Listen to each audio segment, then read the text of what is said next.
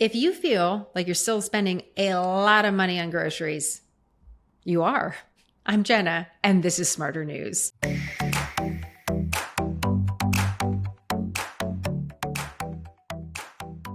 A few housekeeping items before we get to your grocery bill and some brand new data on that. The Senate confirmed Tulsi Gabbard as Director of National Intelligence. And why this matters isn't just that she will now fill an empty cabinet position that oversees our nation's intel organizations. It's a big job and that matters. But this also shows that despite a lot of hand-wringing and talking to the press and expressing concern, Republicans got behind her. She didn't need a tie-breaking vote by the vice president for approval, for example, like Secretary of Defense Pete Hegseth.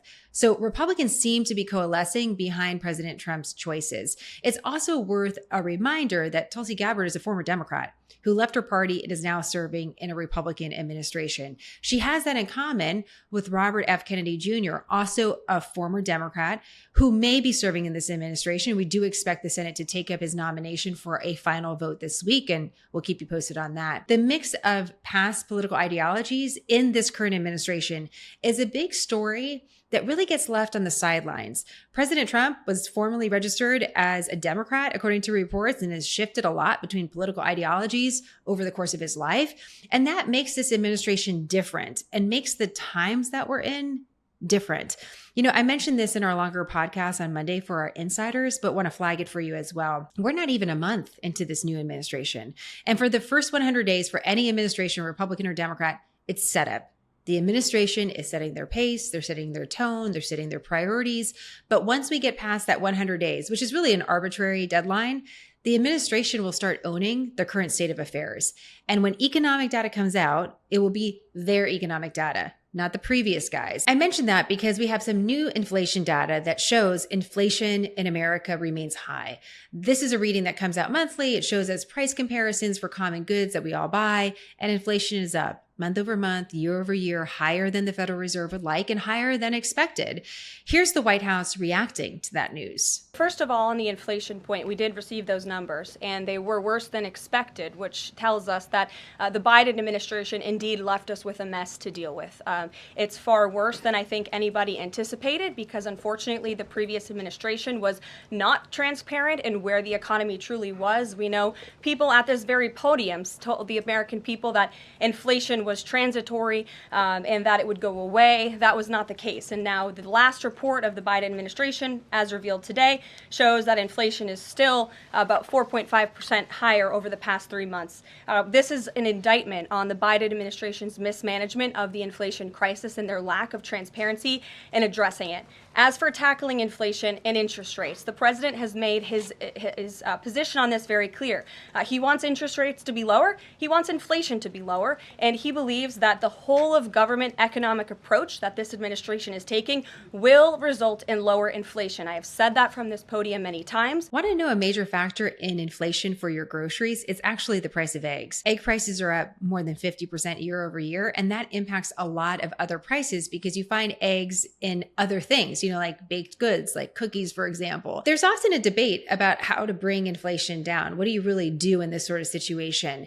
And that's why when Elon Musk this week started talking about Doge and the potential impact of the work that Doge is doing on inflation, I really was listening. I hadn't heard him connect the dots between the two like this, and I thought you would find this interesting as well. What are the two ingredients that are really necessary in order to cut the budget deficit in half from 2 trillion to 1 trillion? And it's really two things: competence and caring.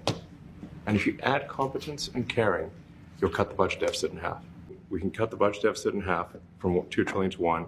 And then with deregulation, because there's a lot of sort of regulations that don't ultimately serve the public good.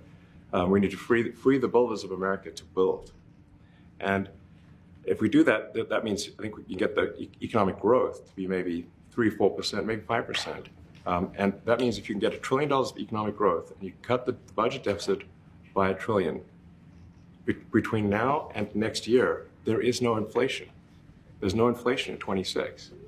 And if the government is not borrowing as much, it means that interest costs decline. You know, many smart people disagree about how to combat inflation. Inflation simply means prices are up and your dollar doesn't buy you as much. A dollar isn't what it used to be. You've heard that phrase before. But another factor in inflation is not just prices. When the government prints money to keep up with obligations or, produce economic stimulus, that means we have more dollars in the economy. And if you have more of anything, what happens?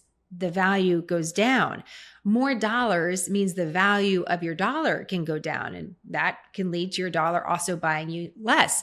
That could be a factor in inflation. So you have a lot of factors at play here. Supply and demand, economic stimulus, all sorts of things can be in combination. And how to really root out high inflation can be trying to conduct a lot of these variables. It's very challenging. So getting our fiscal books in order will undoubtedly have an impact on the economy. We just don't know how much because we're so in debt. We've printed so much money. It's unknown. How fast would any of this impact you? We have no idea. Can Doge impact inflation directly? Is there a straight line there that would produce an immediate effect? We don't know. If your mind is swimming, it's okay. I want to point out that we're actually in some new territory. We've never really been in this situation before where we're seeing aggressive potential cost cutting.